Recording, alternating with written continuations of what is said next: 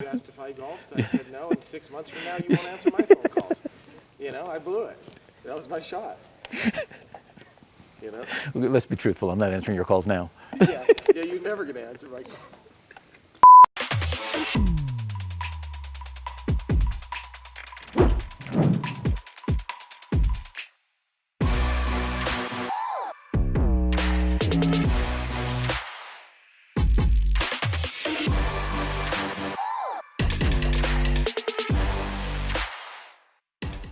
When did you know you wanted to be in the film business? I was 13. I went to the local cinema, the Highland Park Theater, and went to see a movie called American Graffiti. I was 13, came out of that movie, probably a little adult for a 13-year-old now that I think about it, but I came out of that movie thinking I want to do that because it showed me a world that I didn't know existed. The cars, the costumes. It was set in the 50s, which was a big deal in the 70s, in the early 70s.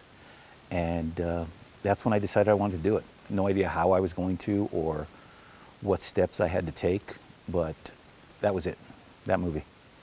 You started out working at ABC and then Interscope. What led you to become a producer on Tales from the Crypt? Show you produced? That was my first producing credit, yeah. It was kind of a circuitous route to get there because after Interscope, I just kind of bumped around in a lot of freelance jobs, finding, like a lot of people in the business, wherever you can find PA work, AD work. I never did the background acting thing, but a lot of people do. I did a lot of freelance reading, and I was actually temping when a good friend of mine who I played softball, who has an amazing dog rescue group, called me and said, the guys from Tales from the Crypt are looking for an assistant. Are you interested? I'm like, I love that show. Yeah, of course I'm interested. And I went and I interviewed with Gil Adler and Alan Katz. And they offered me the job. And what I didn't know is that they only had enough money in the budget to have me there for 3 weeks. They didn't tell me that. So they hired me, and their offices at the time were at these studios that I don't think exist anymore on Gower. And to get to our office, I had to walk by George Burns' office every day. And George Burns was still alive and still in his office, still smoking cigars. And it was so cool to meet him one day. But they hired me for 3 weeks. And in that 3 weeks, they had just finished season 5 of Tales from the Crypt. They were out pitching like crazy, trying to figure out what they were going to do next. And shortly thereafter, they got a deal to do a series of Tales from the Crypt movies in addition for another season of Tales from the Crypt. So they told me this like a year and a half later, like when we hired you, we had like 3 weeks money in the budget for you. And only because we sold this other stuff were we able to keep you along. And you know, if Interscope was graduate school, Tales from the Crypt was my PhD. Because Tales from the Crypt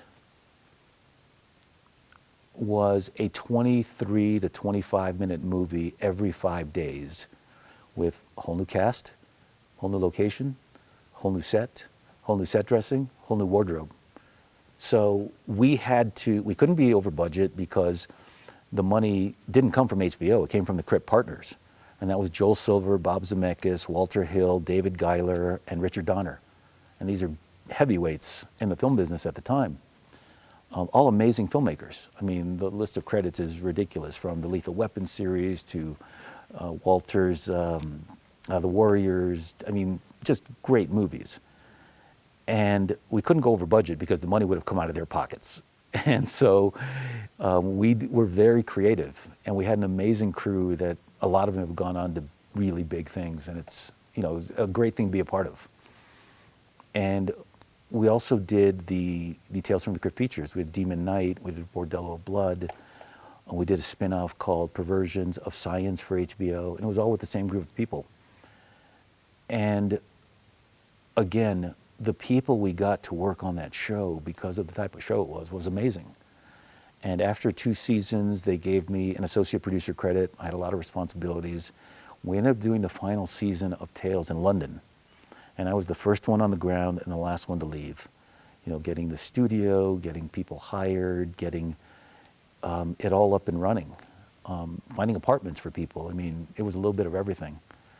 And I got to write an episode, which was a blast, called Here Today, Gone Tomorrow. And it was the culmination to that point of a lot of dreams. You know, getting to work in London, getting to work with these amazing actors, getting people on the phone that was just mind-blowing. I mean, we went after everybody. I mean, we had no shame, both here and the States. So people would tell you can't get Whoopi Goldberg, and my boss would say, watch us. So he'd call, he'd give him a pitch, and Whoopi would be doing our show. Tom Hanks, Brad Pitt, Arnold Schwarzenegger. I mean, it was amazing the people we got. We did the same thing in London. We went after everybody. We went after James Judi Dench. We went after Daniel Day-Lewis. We went after, Daniel Craig worked for us. Ewan McGregor worked for us right before Trainspotting. I mean, it was just amazing. And if you're a film geek and you're getting to work with these people and you're getting to know them and see how much they love the craft, and it just kind of validates everything you've been trying to do. And it's hard because, you know, you're away from your family, you're away from your friends, but what makes it worthwhile is the stuff that you end up putting on the screen. And I'm really proud of that whole group. We did a Tales from the Crypt feature called Demon Night. And this January, God, it seems like a lifetime ago. This January, we had a 25-year reunion at the Cinerama Dome in Hollywood. And Alan, you know, one of the writers was there, one of the producers was there, the three writers were there, our special effects guy was there, several of the cast was there. And again, it was just like it happened yesterday. It was amazing seeing all those people. And we watched the movie together at the Cinerama Dome, and then we had a Q&A afterwards. And I had a little hair back then, but it was wild to see everybody and how well everybody was doing and how proud everybody still was of that movie. You're now a producer on All American. Can you tell us about the show? My boss and I had done a pilot for April Blair, who created the show. And April invited us to do the pilot, and I was actually in Atlanta doing something else. But because it was April, I said, yeah, I want to be a part of this. And I went into the pilot not really knowing much about it. And we ended up shooting the pilot in Los Angeles, and the pilot went very well. And I got to know Spencer Pasinger, upon who the show is based, and genuinely liked him. I mean, we grew up just a few miles apart, and even though we're 30 years apart in age, we had very similar upbringings. I played some college football. I didn't get to the level that he did, but we shared that, and we also shared the love of Los Angeles. And one of the reasons that I wanted to do the show was Los Angeles is a character in it. And I've done so much of my work the last 10 years in South Florida, in Atlanta, in Austin, Texas, and various other locations. I hadn't gotten a chance to work at home as much as I wanted to. And given the fact that it was football and it was LA, I wanted to be a part of it.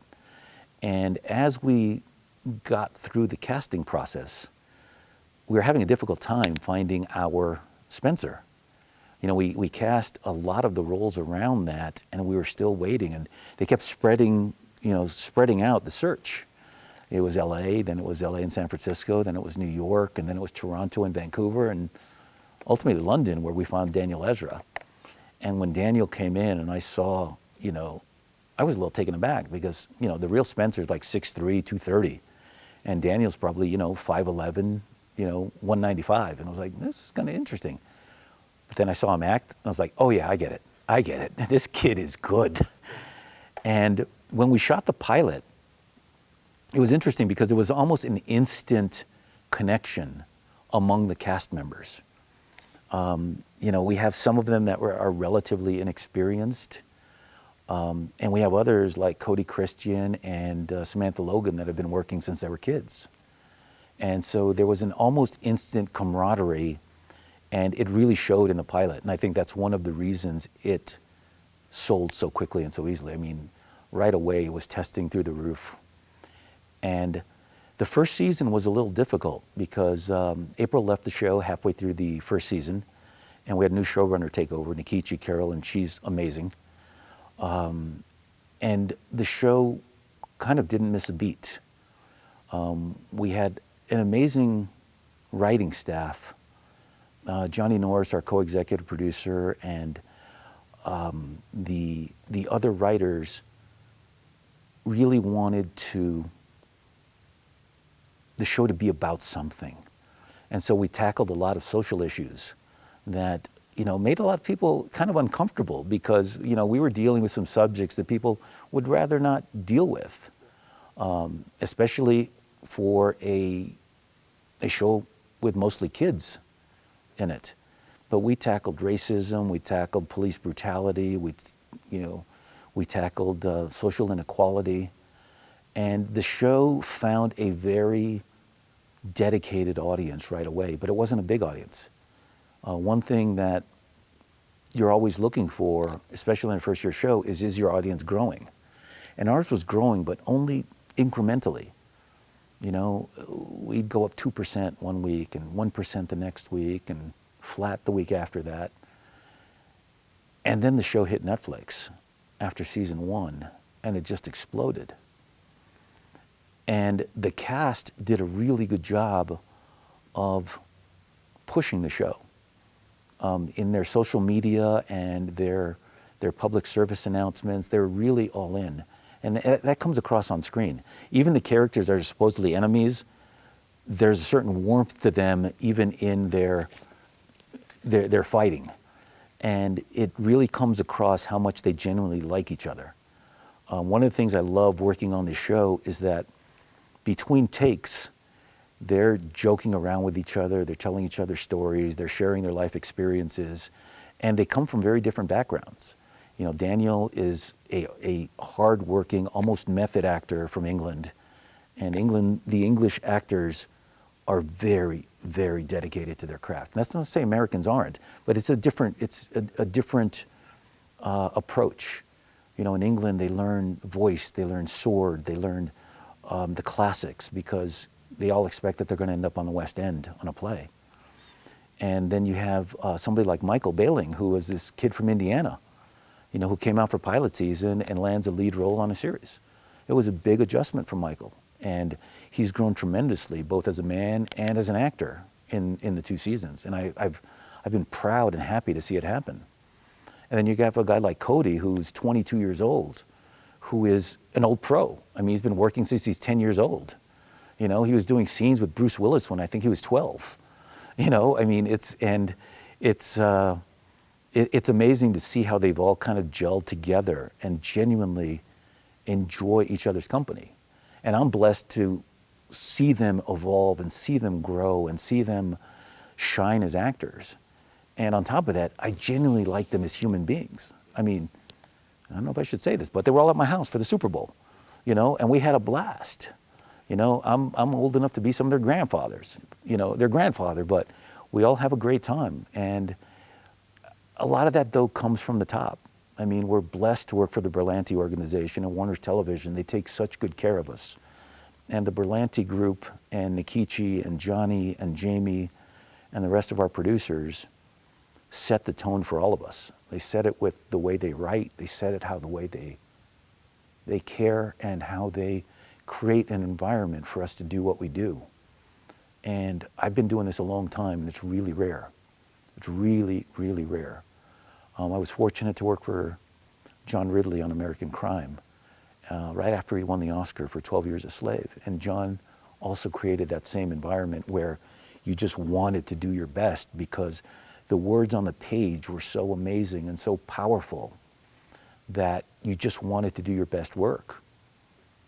And a lot of the stuff that I've gotten to do over the year hasn't been as great a quality as the stuff I've been able to do the last 7 or 8 years. And for that, I'm eternally grateful for the people that allow me to do it because I still love doing it. All American airs on the CW network, and then when the season finishes, it moves to Netflix, right? Also, what happened is that we were unsure if we were going to get a season 2. And what ended up happening is we went to Netflix, and suddenly our showrunner is getting calls from the head of the CW. It's like, have you seen these Netflix numbers? And she's like, not really. What's going on? She goes, they're good. They're really good. This is after season 1. So we got our season 2 pickup, and we got an order for some extra episodes. We ended up doing 16. And then after season 2, when it went on Netflix, it just blew up. It was the #1 show on Netflix for almost a month. I mean, every day you look at their top 10 and there's our show. And I'm like, oh, wow. And suddenly the kids are being asked to do all these different publicity things. And I'm wearing my jacket or my hat on the street and I'm getting stopped on the street. I stopped wearing my All-American swag because people would stop me. And I just stopped wearing it because of that. And another point I want to make in regarding to our cast, we shoot in some really rough neighborhoods, and we also shoot in some very wealthy neighborhoods. If you've seen the show, we've shot in a $60 million mansion, and we've shot in a $125,000 crack house.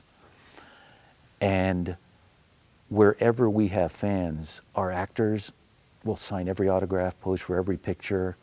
They understand that the fans are what make it work. And every one of them is amazing with their fans. I mean, Cody's up to like 5 million Instagram followers, and I've seen him get on the phone with somebody he's just met, and it's like, you know, they're the most important person in the world. Daniel poses for every picture. Michael does the same thing. And it's a testament to how much they give, that the fans are giving that much back. And when we finished season 2 and went on Netflix, everybody was blown away. The numbers were ridiculous. And so we knew we were going to get season 3, and we got even more episodes. I don't know if I'm supposed to say this, but we're going to do more episodes. I don't know exactly how many because the pandemic is changing a lot of things, but we're hoping to have more episodes for the fans and be able to tell a bigger story. When did you know this show was going to be special? It was being on the field at Jefferson High School late one night where we were shooting the scene where Billy finally asks Spencer to come play football for him. And I was watching in the monitor and I was tearing up, even knowing what was coming. And I was thinking, holy crap, this is good. This is good. Knowing where they wanted to take the show, I was still unsure whether CW would go for a show that's that edgy. But I knew that what we were doing was really good. I didn't think it would blow up the way it did after season 2, but looking back on it, it's not surprising given everything else that's going on in society. This is the right time for this kind of show, given everything that's happening and all the societal storylines that are playing out before us. And, you know, we started season 2 with the Nipsey Hussle memoriam. And Nipsey was supposed to do our season finale, season 1, and because of scheduling, he couldn't do it. And he was killed during the season. And Nipsey was a massive fan of the show. And Daniel actually modeled a lot of his understanding of American culture through Nipsey's music and poetry. And so one of the things, again, that I think makes the show work is we intertwine real events or real societal problems within our storylines seamlessly. I mean, it's not hitting you over the head with a message, but it's giving you sides to stories that you might not think about. And my sister, when she first watched the show, called me and said, damn it, that show made me uncomfortable, but in a good way, because it forced her to look at some things she hadn't looked at before. And so, you know, I think that's one of the reasons it's resonating with so many people. And what's interesting to me is that I call this a 3-generation show, because you have little kids and their dads and their granddads, or little girls and their moms and their grandmas all watching the show together. And that's really cool. You know, when we're in the neighborhood and you see a grandma saying, Daniel, I love you, Spencer. And then the little kid is like, I like Cody. I like Cody. It's pretty cool to see. As a producer, what is the most challenging part of your job? For me, the budgeting and the scheduling side is relatively easy. To me, the hardest part and the best part, it's both the same thing. It's interacting and handling the crew. Because I'm usually responsible for hiring most of the crew, making their deals, and then making sure that we get to work every day. So a lot of my time is spent talking to directors on the day, talking, interacting with our showrunners or writers on the set, because we have X amount of time and X amount of dollars to make the show. And my job is to make sure that we get it done. So when we get an early draft of the script, my boss and I go through it and we try to anticipate where there's problems. And we'll go to the writers and they may need to rewrite something, they may need to change a location. And then we work with the ADs to get the schedule all up and running to make sure that it fits within our 8-day schedule, or 7 days or 9 days, depending on the script. But to me, the hardest part and the best part, it's both, is dealing with the crew. Because my wife said it best a while ago, in that she said, you're dealing with type A personalities across the board. You're dealing with 100 of them every day. And every one of them has no issues with working 14 to 16 hours. Every one of them is very good at what they do. And every one of them is very opinionated and smart. So how do you get these 100 type A personalities to buy into your vision and your idea of how to get it done?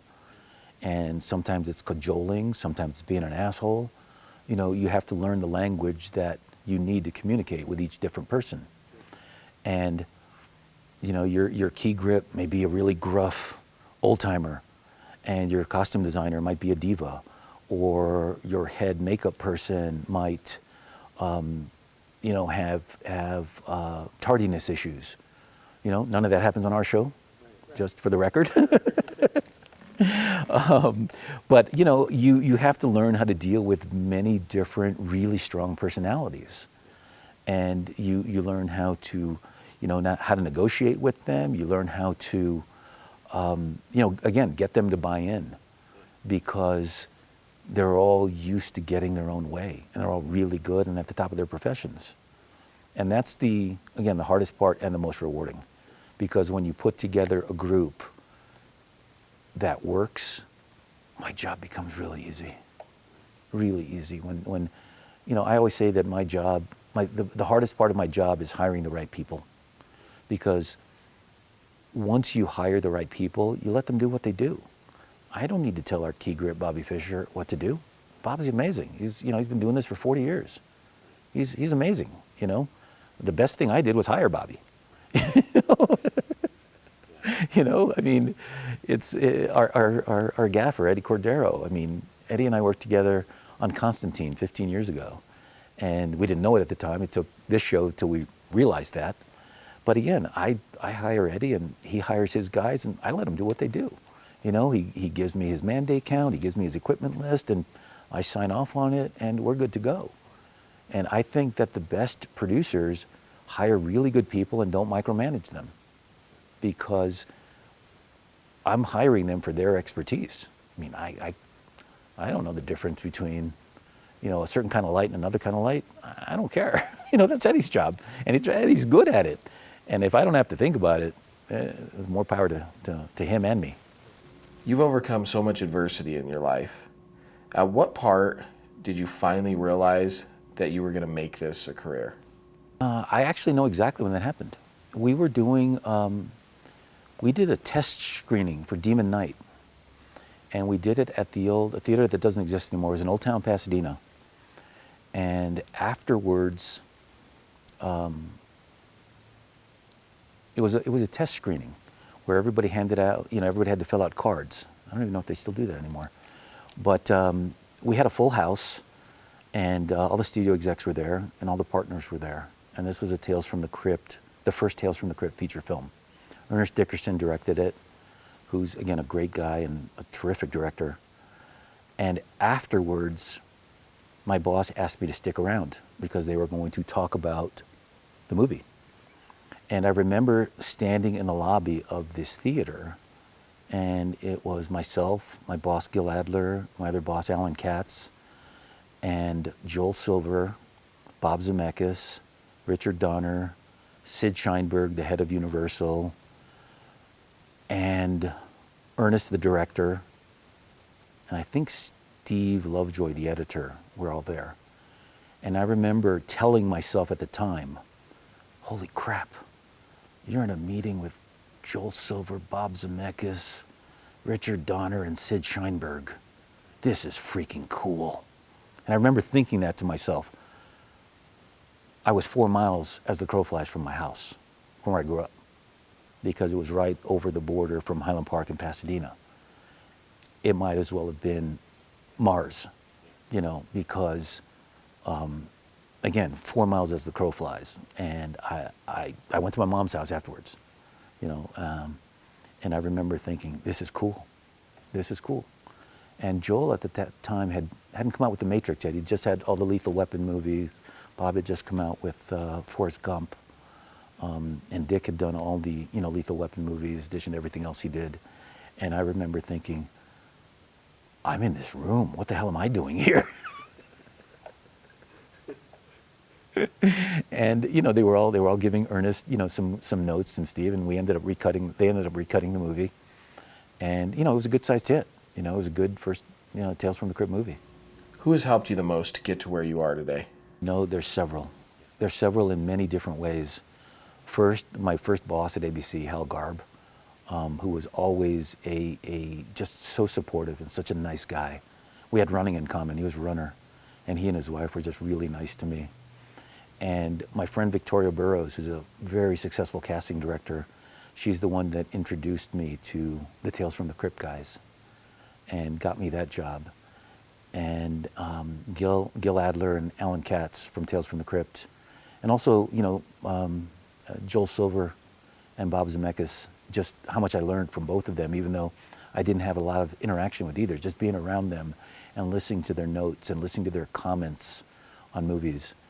I remember Bob came in to recut some scenes on Demon Knight, and it was amazing. He changed the movie by cutting like 6 minutes out. That was it. Just little tiny things that most people wouldn't even notice, but it was such an education. And then later, as you said, I had a couple of tragedies, and my old boss Gil got me back into the business. And then after that, a man named Manny LaMarca, a really good producer who unfortunately passed away almost 11 years ago, hard to believe. But Andy gave me my first production supervisor job in a feature, and I was able to build on that and do several features with him, and got to travel a lot with him. We did a movie in Louisiana, we did a movie in Georgia, and we'd probably still be working together had he not, you know, died of a heart attack 11 years ago. And then my current boss, Loretta Taub, who's just been phenomenal. I mean, we've been working on and off together for almost 11 years. And we've worked together in Georgia, in Florida, in Texas, here in Los Angeles. And there have been other people too, but those are the main ones. And again, for very different reasons and very different ways. I've been really lucky. I've worked for some really good people. And there's also one other one, F.A. Miller, who was a unit production manager for Tales from the Crypt. He's the one that really started teaching me about budgeting and scheduling and the UPM side of producing. Because again, that's when you're not in the business, that seems like alchemy. It seems like voodoo. And then once you learn it, you realize it's math. It's math and very complicated spreadsheets. But it's, again, I thought it was voodoo. I mean, I couldn't figure out, what the hell's a fringe? You know, what do you mean health, pension, and welfare? Why do you add that to somebody's salary? I mean, and he got me into a lot of that stuff. I was very fortunate with the people that taught me. When choosing a project, what is most important to you? Like you said, I'm in a good place right now, but for me, the number one thing is the showrunner, who my boss is going to be, and how they approach the job. Again, I've been lucky in most of my jobs to have worked with showrunners and executive producers and producers who care both about the creative and the financial. Because my job, I have to balance both. Unfortunately, I've worked for a couple of producers who really didn't care about the budget, and it ended up getting me fired because I'm in that tough position where if I'm beholden to two masters, the studio and the financiers on one hand and the creative people on the other. And for the most part, I've been really lucky. When, when I was in South Florida working on the Glades, our showrunners were in Los Angeles. Laureata and I were in complete control of that show by ourselves. We had no producers visiting us. We had no writers on the set with us. We had no studio finance people. And fortunately, we had a good relationship with the studio where they trusted us enough to let us do the show. But it was important for our producers that we come in on budget, because the smartest showrunners understand that you don't do yourselves any favors by being grossly over budget or under budget. That's just as bad, because you're not producing the show as well as you can.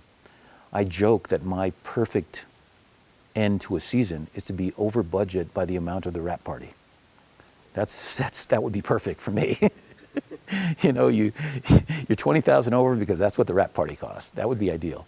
But usually we like to look at it as we like to be 1% above or below.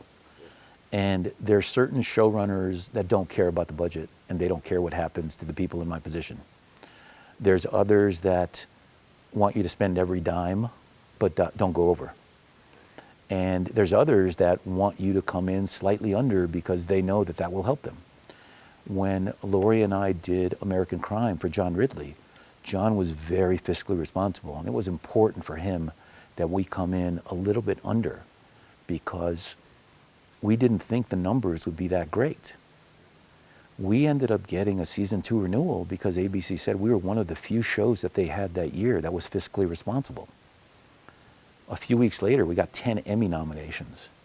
So people assume that we got picked up on American Crime for season 2 because of all the Emmy nominations. We had already been picked up. And it was only because, even though it didn't do great ratings, it made sense for ABC at the price that we were delivering it. And so for me, the most important thing now is the person who wants to hire me interested in being fiscally responsible? Because otherwise it makes my job impossible. If I go to a showrunner and I say, you can't afford to do that scene, we just can't do it. And they say, well, figure it out. I'm screwed. You know, like I said, I've been really fortunate, because if we went to John Ridley, if Laurie and I went to John and said, oh, we really can't do it, John would figure out another way for us to do it while still getting the story point across. I did 3 seasons of a show in Atlanta called Stand Against Evil. Really low budget show for IFC. We had no money. And it was a blast. It was the best 3 years of my life. You know, we had such a good time. The cast was amazing. But our showrunner, Dana Gould, I would go to Dana and say, we can't do this. And he'd be like, okay, tell me what we can do. And I would give him some choices, and he would rewrite it for that. But on the other hand, we also had some really cool stuff that we figured out a way to do. Season 1, I think it was season 1. Yeah, season 1, I was told, they wrote a car flip into the script in the season finale. And I'm like, I don't know if we can afford that. And Dana goes, well, we'll see. And I tried to save money, and it was such a low budget show, and it happened so quickly that we had to make decisions fairly quickly. And like on episode 5 of 8, I realized, you know what? I want to flip that damn car. I want to flip a car. So we figured out a way to do it, and we ended up flipping the car in the season finale, and it came out great. The stuntman, Bob Fisher, did a great job. But it was one of those things that it's just, in retrospect, it's so awesome, because we had like 2 weeks to find a double for the car, which is a 1975 POS station wagon. And I found one in South Florida. A buddy of mine put it on his trailer and drove it up to the special effects guy's house so he can build the rig and take out all the tanks and do all the things we need to do to be able to flip it. And we were able to do it in like 2 weeks, and it all worked beautifully. And the final season, they had a thing where they wanted to blow up a car. I'm like, oh, there's no way we can afford to blow up a car. And again, episode 5, I'm like, damn it, I want to blow up that car. And we ended up not just blowing it up, but we blew it up with 3 cameras and a drone on top of it. Really freaking cool. You should go to ifc.com and watch it. It's really cool. It's a fun series. John C. McGinley was the lead on it, and Dana Gould was the showrunner. But again, if you have a showrunner that's a partner and wants the show to succeed both creatively and fiscally, it makes my job, again, a lot easier and a lot more fun. And to answer your question, my first question is, do they treat people nice, and do they want to be fiscally responsible? Because if they don't, it's too hard for me. because crews take on the personalities of their showrunner. They just do. And if your showrunner is a lying, screaming, angry person, your crew ends up being angry. The first AD starts yelling, the second AD starts yelling, the costume supervisor starts yelling, and nobody's having fun. But when your showrunner or your director is positive and is just there having a good time, it makes everything much easier. What is the best advice you have given and received? In terms of work, the best advice that I've been given, it's one I pass on constantly. Only stay at a job as long as you're having fun or learning. The moment you're not learning or having fun, move on. It's not worth it. It's really not worth it. And, you know, everybody says find something you love. I'm a big believer in that. Find something you love and figure out a way to monetize it if you can. The best advice I ever got on the golf course was, you're not good enough to be mad. I had just picked up the game and I was playing with a good buddy, Jay Renfro, who's a producer as well. And Jay was a very good golfer, close to scratch. And we were playing at a little place in Burbank, and I hit a drive into the trees, and I slammed my club down, and started cursing. And Jay just looks at me and goes, "Dude, you're not good enough to get mad." So funny. And it was perfect. I've never been angry on the golf course since. Yeah. Truly, never. I mean, I look at golf as an excuse to spend 4 hours with the fellas in a great environment, and that's transferred over to life because, again, on a golf course, golf exposes you, and in Florida, we played a lot of golf, and we would always invite the visiting directors to play, and some of them have become really good friends over the years because we just shared that love of golf and filmmaking, and others played golf once with them, saw them shoot their episode, and never want to see them again. I advise everybody to learn how to play golf, especially if you're in film or television, because you end up golfing with people that, I joke, wouldn't ordinarily answer your phone calls. That's happened to me more times than I can imagine. One of my best golfing buddies is a studio exec at NBC Universal, and he was my studio exec on the Glades and on Graceland and on Marin. And we've become friends basically through golf. And through golf, I've met friends of his who have now become friends of mine. And I've golfed with studio execs that, again, if I tried to reach on the phone, wouldn't answer my phone calls. But because we've golfed and spent 5 hours getting to know each other, at the end of it, we're exchanging emails and phone numbers. And 2 weeks later, you're golfing with him again. And a year later, you're buddies. And again, not strictly for the business side, but also the personal side. And again, golf exposes you. Lastly, what are your thoughts on Utah and the Utah Film Studios? Oh, wow. When I was asked to come up here, I was excited about it because I used to come to Park City a lot. I used to come to Sundance in the early days a lot, and it was amazing. We had this routine. I would come up with a couple of buddies that weren't as big of film people as I were, but they were avid skiers. And the first 2 times we came, I think, was 89 and 90, or 90 and 91. And we stayed in Salt Lake, and we would come up every day, and we'd be one of the first ones on the mountain, whichever mountain we took, either Park, back then it was either Park City or Park West.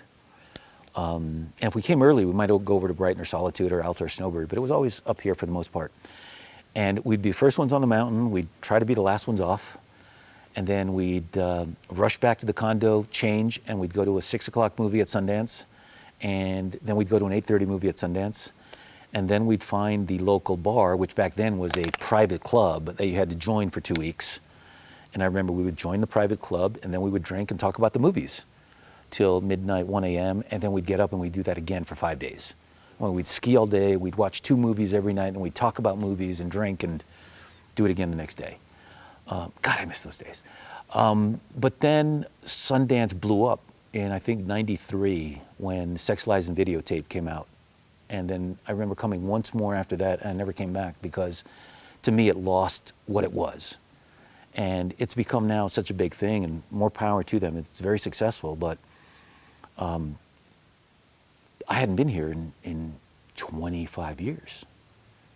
And when I got here, my first week, I stayed in Salt Lake, and I couldn't believe how much the town had grown.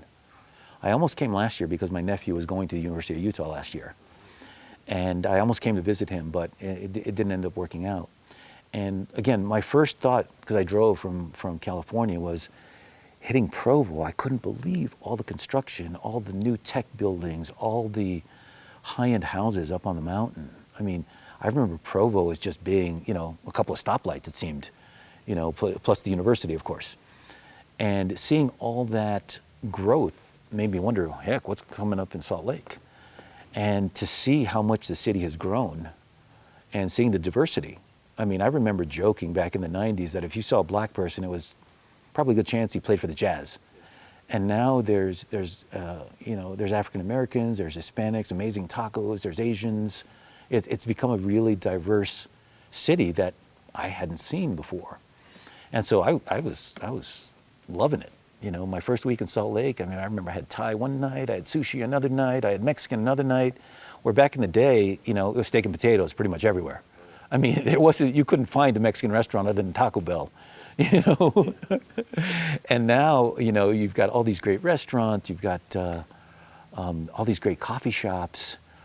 And so I was getting excited to, you know, come up to Park City. And finally, when I got up here on, I guess 3-4 weeks ago, God, it seems so much longer.